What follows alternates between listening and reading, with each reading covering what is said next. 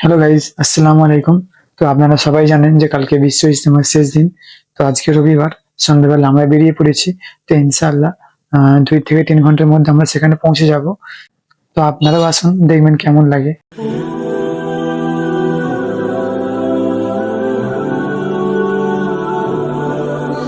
Hello guys, তো আমরা অবশেষে ময়দানে চলে এসেছি।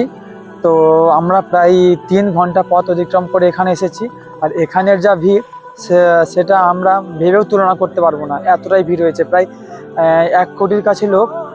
আর কন্টিনিউ এখানে প্রায় হাজার হাজার মানুষ যাচ্ছে। আমি এখান থেকে আপনাদের ভিড়টা দেখাচ্ছি, যদি আমরা একদম শেষ প্রান্তে আছি। এখান থেকে আমাদের ভেতরে যেতে মিনিমাম এখন 1 ঘন্টা লাগবে। তো আমি ভিড়টা আপনাদেরকে একবার দেখাচ্ছি। আর ওখানে রয়েছে কফি বা চায়ের ব্যবস্থা রয়েছে, ওখানে গিয়ে আমরা একটু চা কফি খেয়ে নেব।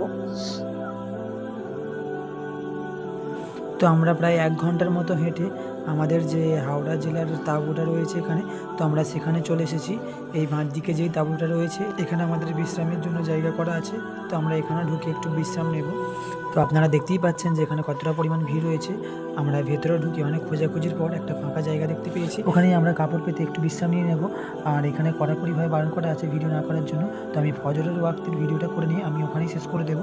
আমি আর আগে ভিডিও করতে পারছি না, কারণ অনেকজন আমাকে বারণ করেছে।